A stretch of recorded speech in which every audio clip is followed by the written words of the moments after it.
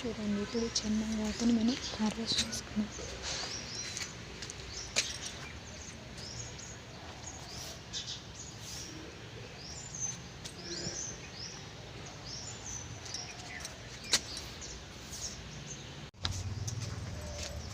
చెన్నంగాకునంతా harvest చేశాను. దీన్ని మనం పొడి చేసుకోవచ్చు.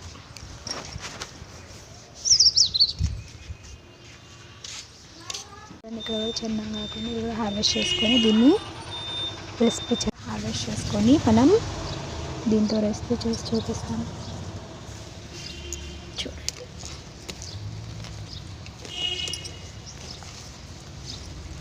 ఈ చెన్నంగాకు చాలా మంచిదండి. ఆకలి పుట్టిస్తుంది. మంచి ఇడ్లీ అలా వాటిలో కారం లెక్క పెట్టుకోవచ్చు పొడిలాగా.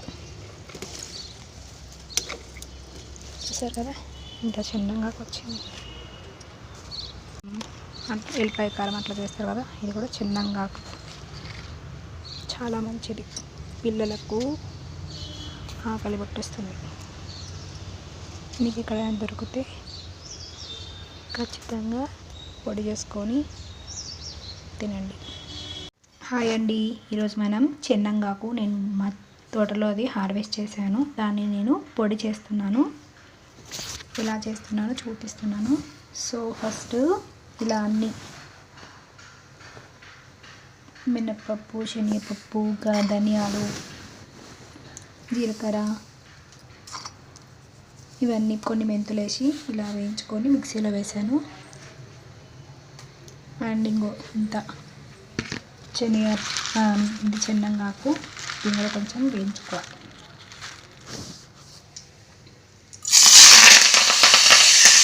ఒక 2 టీ స్పూన్లు ఆయిల్ వేసి ఇంకా కడిగి కొంచెం ఆరబెట్టి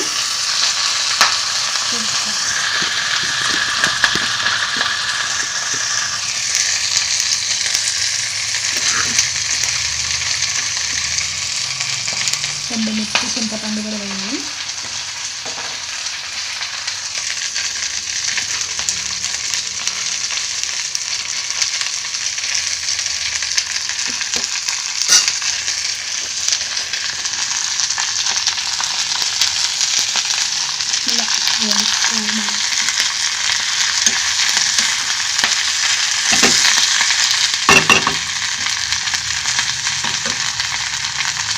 నేను గోలినాక ఇంట్లో వేసి మిక్సీలో చూపిస్తాను. చూడండి ఇట్లా రంగు మారాలి.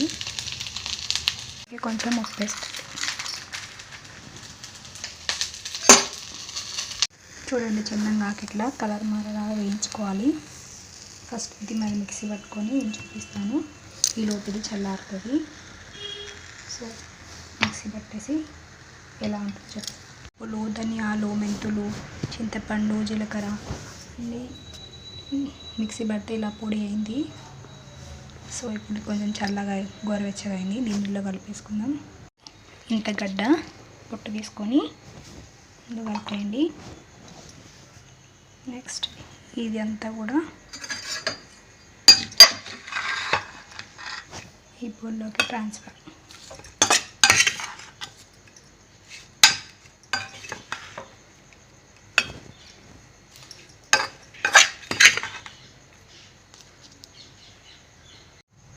చూడండి ఇలా అంతా ఇలా ట్రాన్స్ఫర్ చేశాను. మిక్సీ బట్టి చూపిస్తాను. టేస్టీ చెన్నంగాకు పొడి కారం, చెన్నంగాకు పొడి చాలా మంచిదండి. పిల్లలకు ఆకలి పెంచుతుంది.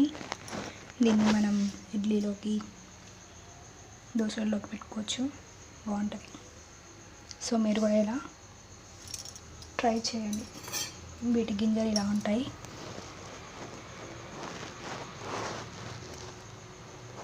Okay, thank you friends.